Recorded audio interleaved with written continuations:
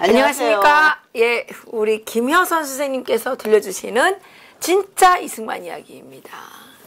예, 제가 조금 전에 이경자 대표님으로부터 아주 충격적인 얘기를 들었는데요.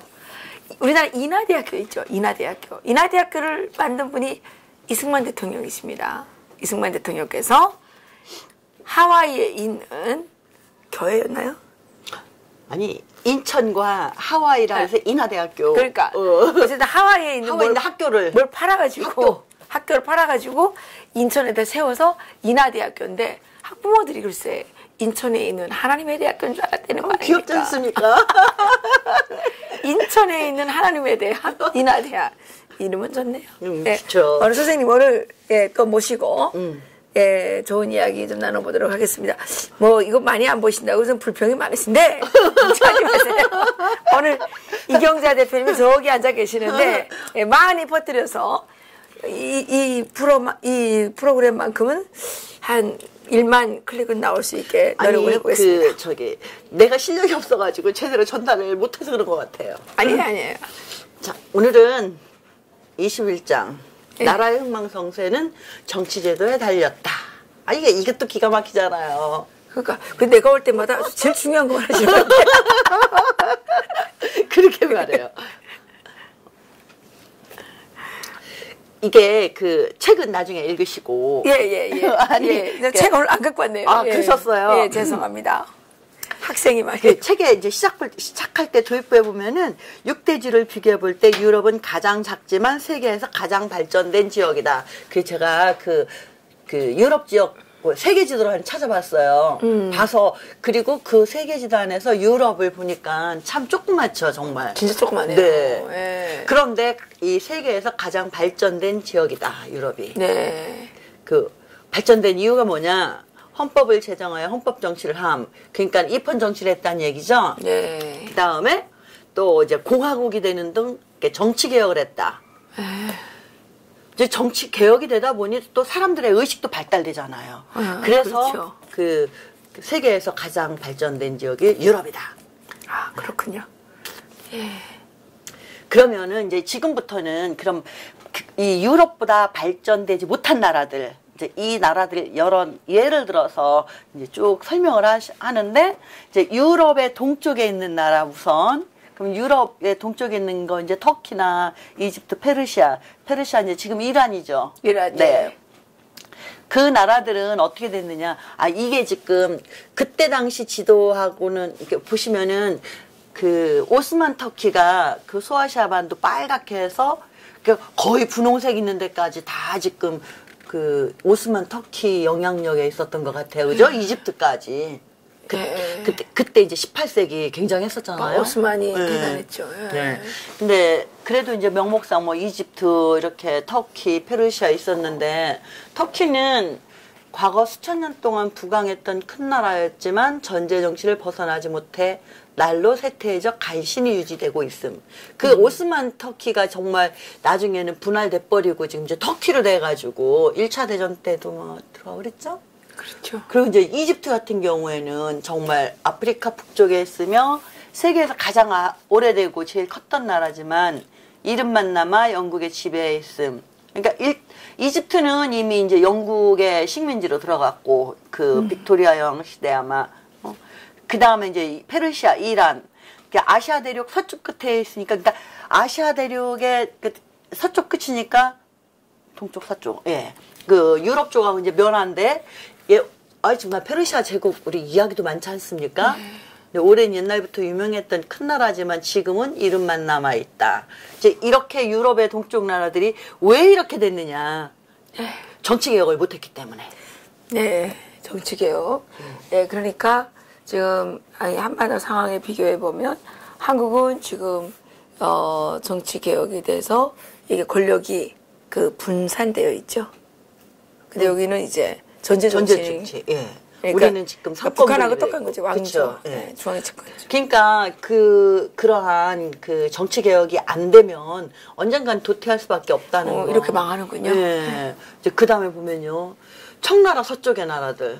그러니까 청나라가 이제 동쪽에 있으니까 아까는 그 중간이죠. 그러니까 말하자면 예, 그러니까 그래서 이제 동남아 쪽. 자, 여기는 어떻게 됐냐. 인도도 오랫동안 이제 강대한 나라였죠. 근데 뭐 인도라고 하기는 여러 왕조가 계속 바뀌긴 했지만, 넓고 인구도 많지만 40, 50년 전 영국의 지배하에 들어갔습니다.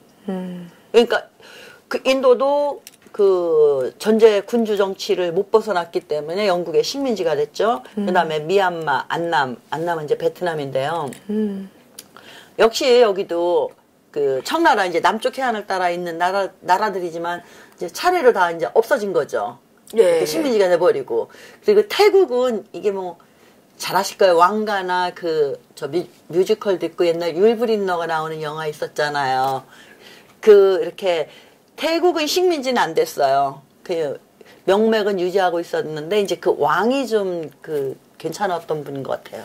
그래서 왕이 개혁하려고 뭐 왕자들을 영국으로 유학으로 보내고 또 총명한 젊은이들 교육시키고 이렇게 낡은 제도를 고치려고 무던 애를 썼는데 그게 그 백성이 너무 무지해서 잘 안 되는 거예요. 이렇게 새로운 개혁을 하고 새로운 뭐 혁신적인 걸 내놔도 그 백성들이 너무 모르니까 그걸 따라가지를 못해. 그래서 그게 참 개혁에 어려움이 있다. 이제 이렇게 한탄을 했대요. 네.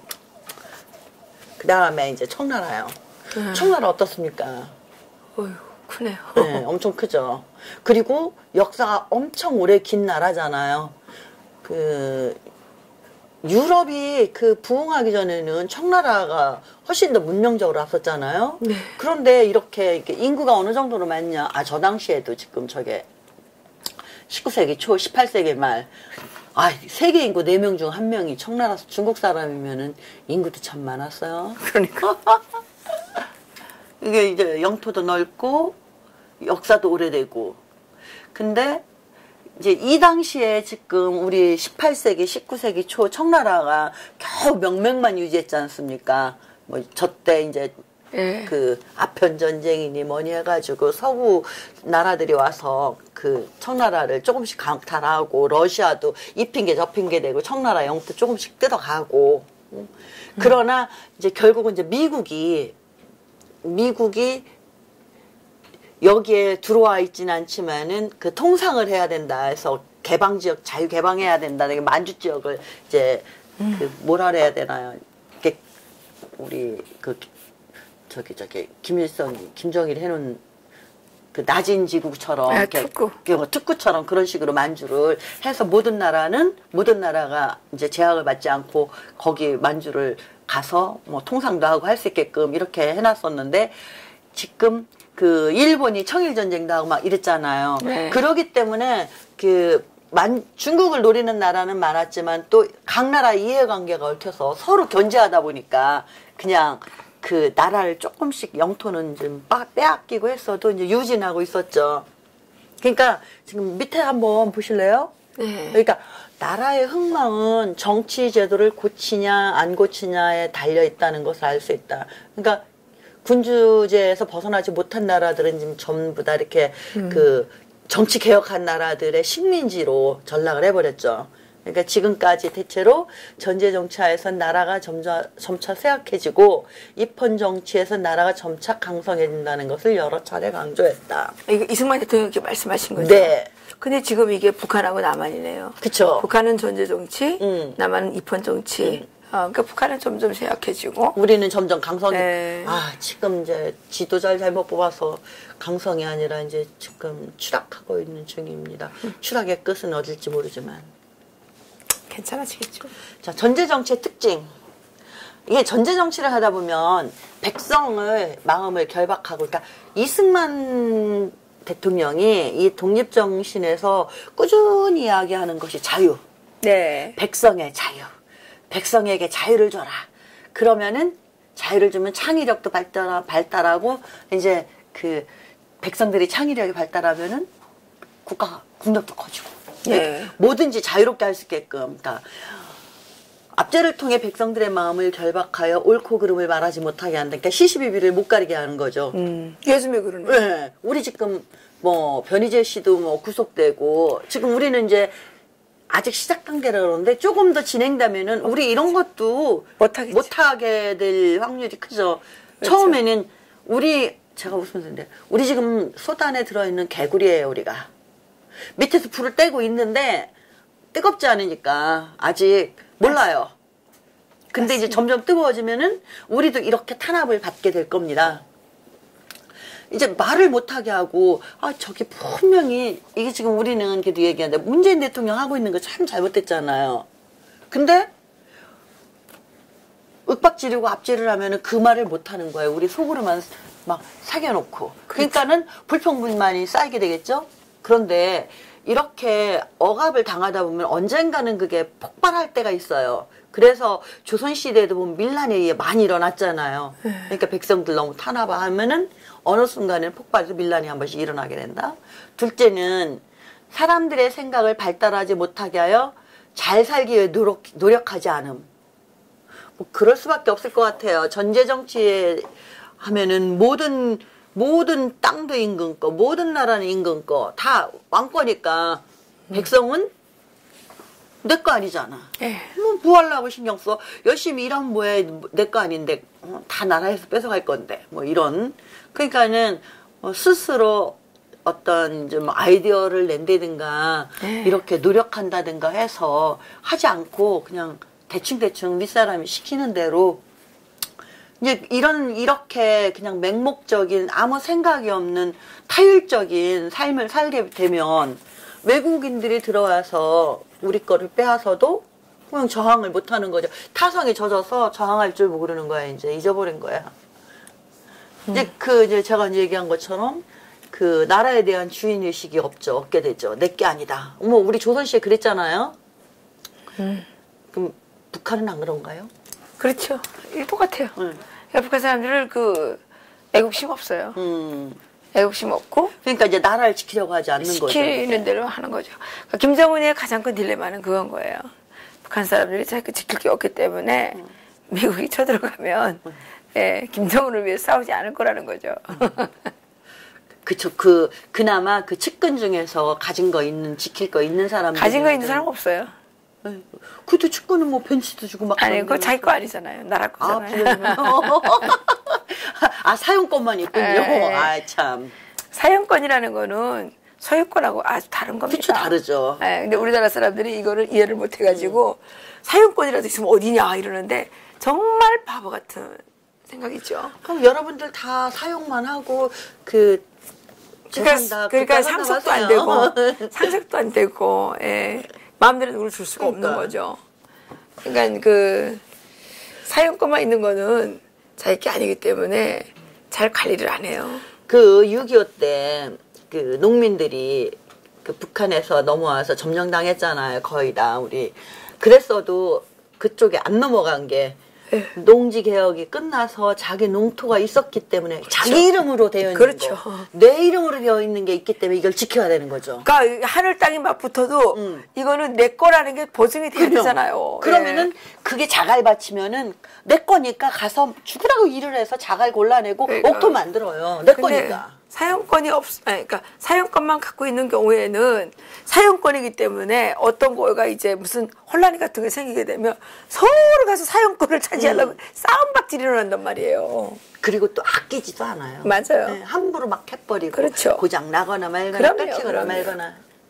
그러니까 이제 이러한 전제 정치의 특징이 있는데 이승만 대통령은 그 중에서도 세 번째. 이제 이런 경우는 외국 세력 고관 몇 명만 매수하거나 협박하면은 전쟁 없이 나라를 잃게 되면 지금 우리 대한민국. 맞아요. 딱 지금 그 상황이잖아요. 우리 국민들은 뭐 아니라 못한다 아니다 하는데 우리 청와대에 앉아 계시는 분들께서 다 하고 있잖아요.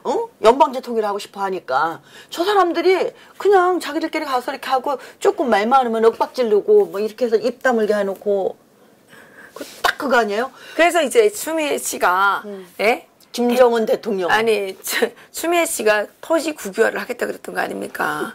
국민에게 사용권만 주는 김정은이가 내려와서 빼앗으면 사용권은 김정은이 거로 넘어가는 거예요. 소유권이 돼야지 김정은이가 막 마음대로 못 빼앗지. 어쨌든 이승만 대통령이 이 세 가지 특징 중에서 세 번째가 가장 위태롭다. 왜냐면 국민이 해야 될 일이 나라를 빼앗기니까. 지금 우리나라는 대통령 잘못 뽑아놔가지고 나 잘못하면은 우리 국민들이 연방제 될 것 같아. 국민들이 문재인을 뽑은 거는 호박 쓰고 돼지굴에 들어간 거예요. 아시라고요.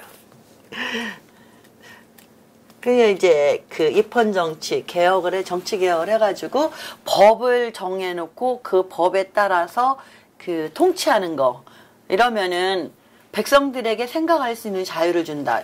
왜냐하면 어느 법을 정해서 그 법 테두리 내에서는 마음대로 할 수가 있잖아요. 그러니까 안정적이죠. 네, 그러니까 그 자기가 뭘 하든지 생각도 자유롭게 하고 뭐 일도 자유롭게 할 수 있고. 그리고 두려워할 필요가 없는 거죠. 내가 그 정해놓은 법만 위반하지 않으면 거기 뭐 처벌을 받거나 압박을 받거나 뭐 이런 게 없지 않습니까? 그 법만 잘 지키면. 그러니까 걱정이 없는 거예요. 걱정 없이 그냥 자기 예를 들어서 그런 그 뭐 위험이 없으니까 자기 창의력을 뭐 최대한 발휘한다든가 뭐 여러 가지 할 수 있는 거죠. 이제 그렇게 되면은 백성들이 활기가 넘치고 또 활기가 넘치면서 서로들 경쟁하다 보면 남한테 지는 게 싫잖아요. 뭐 우리 다 그러잖아요. 보통 기왕이면은 그러다 보면은 이게 자꾸 발전하는 거예요. 맞아요. 이렇게 뭐 평준화 해놓고 그러면은 경쟁할 이유가 없는 거예요. 그다음에 북한이 그래서 생산성이 없지 않습니까? 배급하고 뭐 왜 똑같이 해도 뭐 덜 해도 똑같이 배급 주는데 뭐하러 더 열심히 합니까? 힘들게 그냥 시간만 대충 지키면 아니 하루에 뭐 쌀 150g이면 150g 똑같이 주는데 그렇잖아요? 그렇죠. 예. 그 이제 이렇게 해서 백성들이 활기가 넘치고 이러다 보면은 국력이 커지고 그것뿐입니까? 다른 나라와 이제 경쟁을 하게 되는 거죠.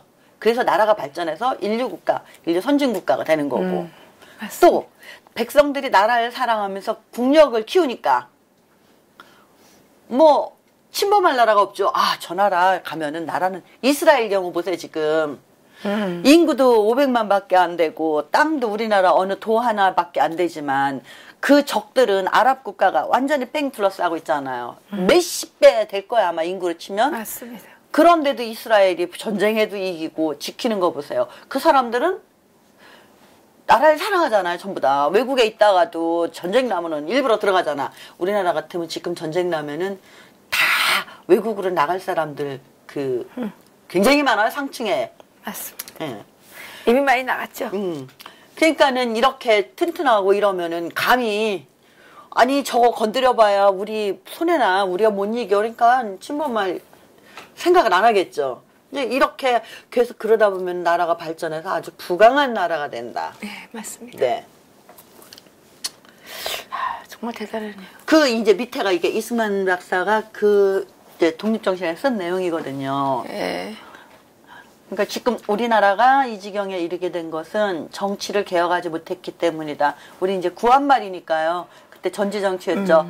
그러니까 그때 그 독립협회하고 약속을 해서 헌의 6조 약속하고 했는데 그때만이라도 그렇게 좀 입헌정치 제도로 나가고 독립협회와 약속을 지키고 그랬으면 어쩌면은 그래도 식민지까지는 안 됐을 수도 있지 않을까. 그렇죠. 예. 예. 왜냐 그렇게 해서 변화되고 정치개혁을 하고 스스로 우리나라가 변화된 모습을 자꾸 보여주면 루즈벨트가 그렇게 우리한테 얘기했겠어요. 왜? 스스로도 자기를 지키려고 안 하는데 왜 우리가 지켜줘야 되고 저런 나라를 지켜줄 나라가 어딨냐. 그런데 그렇죠. 그렇게는 안 했을 것 같아요. 그렇죠. 우리나라는 중국의 이렇게 청나라 같이 강대했던 나라도 오늘날 강토와 주권을 지키기 어려운 지경에 이르렀다. 우리나라는 중국의 10분의 1도 안 되는 작은 나라로 다른 나라의 영향력 하에 있으니 과연 홀로 설 수 있는 날이 있을지 판단하기 어렵다. 사실 저 때는 홀로 설 수 없을 거라는 생각이 더 많았을 것 같아요. 그러니까 이 땅에 사는 자는 누구든지 어찌 개혁을 서두르지 않을 수 있겠는가. 아우 죄송합니다. 이 나라의 지도자들은 이 문제를 깊이 생각해야 할 것이다. 그러니까 저 때만 해도 모두들 그 관리들이 또 임금이 이래서는 안 된다. 우리도 정치개혁을 하고 백성에게 자유를 좀 주고 이렇게 해서 그 잘 좀 발전하게 해야 된다. 근데 그런 생각을 안 했죠. 요즘하고 똑같네요. 예. 네. 그 정말 이 독립정신은 어느 날 이런 일이 있을 줄로 알고 이승만 대통령께서 이제 예언하신 지침서 같아요. 이제 지금 이게 이제 도입부예요. 입헌정치하고 해서 그 다음에 이제 그 다음 장이 이제 정치제도의 성패는 국민 수준에 달려있다. 이제 그게 연결되는 건데요. 지금 이게 끝난 것 같지 않게 끝났는데 사실은 이제 이 대통령이 이제 이렇게 해서 우리나라의 가장 합당한 정치 제도를 채택해야 하므로 그것을 좀 더 설명하고자 한다. 그리고 이제 다음 장으로 넘어가요. 아, 예. 네. 그러면은 다음 시간이 기다려집니다. 그렇죠. 네. 근데 그 오늘은 그동안 이렇게 따로 있었지만은 이게 입헌정치의 장점이나 전제정치의 문제점 이런 것들이 앞에서 계속 꾸준히 얘기되어져 왔던 거거든요. 그런데 이제 오늘 그 흩어져서 얘기되어 왔던 것을 하나로 묶어서 대별해서 보여주고 이렇게 안 되면은 나라가 이렇게 식민지가 되거나 없어진다. 그러니 우리도 정치개혁을 해야 된다. 그런데 어떤 정치개혁, 어떤 제도를 채택을 해야 되는지 그거는 이제 다음 시간에 그 얘기해 주겠다 하신 거예요. 좋아요. 그렇죠? 예, 좋아요. 근데 지금 아니 근데 이게 지금 우리 국민들이 특히 좌파에 경도된 사람들이 이 정치 제도를 가지고 상당히 말이 많고 헌법을 개헌하려고 하다가 이번에 무산이 됐지만 네, 다행이에요. 예, 정말 다행인 거고 그 국민에게 가장 필요한 거는 소유권입니다. 그리고 자유고요. 왜 이 자유와 소유권이 필요하냐면 소유권이 없으면 자유가 보장되지 않죠. 소유권이 김정은한테 있으면 김정은의 노예예요. 문재인한테 있으면 문재인의 노예예요. 뭐 어느 국가가 갖고 있으면 그 국가는 노예 국가인 거죠. 그런데 우리나라의 더불어민주당이 감히 소유권의 이 정말 신성불가침의 이 소유권에 손을 대려고 했던 거예요. 우리 국민들이 다 바보가 돼가지고 이런 걸 그냥 묵과해 두니까 이런 일들이 일어나는 겁니다. 맞습니다. 예, 이 정치제도가 뭐 대한민국 국민들이 뭐 어디 뭐 뿔이 나게 잘생겨서 똑똑해서 잘 사는 줄 아십니까? 이승만 대통령께서 입헌 정치를 이 땅에 이렇게 심으셨기 때문에 여기가 전제 정치가 아니라 입헌 정치 제도이기 때문에 잘 살게 된 거 아닙니까? 예, 그런데 북한은 왜 못 삽니까? 북한은 전제 정치를 하기 때문에 못 사는 거예요. 예? 여러분들이 똑똑히 알아야 돼요. 독립정신 안 읽으면 대한민국에 살 자격 없어요. 맞습니다, 맞습니다. 예. 아니 살 자격 없는 것까지는 뭐 살 자격 없죠. 왜냐하면 대한민국은 개인의 독립성을 강조하는 자유독립국가란 말이에요. 예? 그런데 이것도 모르면서 무슨 대한민국에 살아요. 아니 근데 지금 이제 우리 지방선거도 얼마 안 남았지 않습니까? 그 지방선거 뭐 그 전날은 또 뭐 미국하고 뭐 북한하고 회담한다 그러고 사실 우리 하루하루가 정말로 눈코 뜰 새 없이 아침 자고 일어나면요 세상이 바뀌어 있어요. 너무너무 빨리 변해요. 근데 우리 국민들은 그렇게 막 그러니까 감각이 없는가 봐요. 죽으려고 한장을 했단 말이 있죠. 왜 속담에. 호박 쓰고 돼지굴에다 들어가가지고 죽으려고 한장을 한 거예요. 지금 그러니까 우리에게 중요한 거는 우리가 지금 자유민주 국가였기 때문에 우리의 사유재산권이 있는 거고 우리에게 자유가 있는 거고 그 자유를 통해서 우리가 창의력을 발휘해서 오늘날 이렇게까지 왔는데 지금 현재는 우리 헌법을 개헌하려 했는데 자유를 또 빼버린다 했잖아요. 자유를 빼버리고 자유를 빼버리고 소유권을 없애버리고 소유권 없애버린다는 게 뭐냐 토지 국유화가 소유권 없애는 거예요. 여러분 정신 똑바로 차립시다. 예, 그 다음에 또 한 가지 중요한 거는 지금 현재 우리 그 대한민국을 건국할 때 건국 정신 있지 않습니까? 미국도 건국 정신 있죠. 우리도 있죠. 각 나라마다 있어요. 그 나라를 세운 사람이 이제 뜻을 두고 우리나라는 어떻게 해서 어떻게 되게끔 하겠다 청사진도 그리고 우리 지금 현재 대한민국 건국 당시에 건국 아버지가 생각했던 대한민국 지향했던 대한민국 그 정신 가치관이 하나도 없는 거예요 지금. 그러니까 이 체제를 부정하는 세력이 지금 대통령들이 다 돼가지고 그렇게 되는 거예요. 그러니까 어쨌든 국민이 똑바로 정신 차리지 않으면 여러분들도 또한 300만이 굶어 죽었던 북한 주민들과 꼭 같은 신세를 면치 못할 것이라는 거를 이 시간에 예, 말씀드립니다. 네. 오늘 뭐 싸워라, 분투하라. 네. 그렇게 싸워야 자손 만대의 자유를 회복할 것이다. 아니, 뭐 아니. 지금 자손 만대는 그만두고요. 우리의 자유까지 지금 이 강탈당할 지경에 놓여 있으니까 여러분들 눈 크게 뜨고 정말로 심각하게 우리 네. 웃으면서 얘기하지만요. 그 정말 여러분들 깨어나셔야 됩니다. 국민 여러분들께서. 아니, 난 싸우지는 못해도 그 가서 박수 치면서 헬렐레 해가지고 세뇌나 당하지 말았으면 좋겠어요. 아니 그리고 그 내가 이걸 A라는 일은 안 좋아하고 B라는 일을 좋아하면요. 그거를 겉으로 드러내세요. 말하세요. 해야 돼요. 왜냐면 말을 안 하고 자 일단 우리 꼴 보기 싫어요. 그러니까는 아유 난 말 안 할래. 안 하잖아요. 침묵하잖아요. 그럼 문재인 정권이 지금 하는 것이 잘못된 것들이 많아요. 경제도 오히려 후퇴하고 있어요. 그럼 거기에 대해서 잘못하고 있다고 얘기를 계속 해줘야죠. 안 하고 있으면은요. 그쵸? 잘하는 줄 알아요. 아니, 그러니까 그리고 이제- 우리 의사를 표현을 해야죠. 왜 안 합니까? 그러니까 이제 좀 더 고생을 해서 이제 백가족이 둔가족에가 붙어봐야 정신 차리는 거죠. 백가족이 둔가족에 붙는다는 게 뭔지 모르시죠? 백가족이 둔가족에 붙으면 영양실조에 걸립니다. 예, 여러분 명심하십시오. 예, 여기까지만 얘기하죠. 뭐 자꾸 말한다고 뭐 잘 되겠습니까? 알아듣는 것도 아니니까. 네. 예, 뭐 자. 허박 쓰고 대지글에 들어가서 문재인을 뽑았다. 첫 번째. 그리고 죽으려고 환장을 했다. 두 번째. 세 번째는 그런 거로 백가족이 둔가족에 붙어서 어느 날 죽게 될 상황이 올 것이다. 예, 오늘 여기까지 말씀드리겠습니다. 네. 선생님 오늘도 고생 수고하셨습니다. 많으셨습니다. 고맙습니다. 예.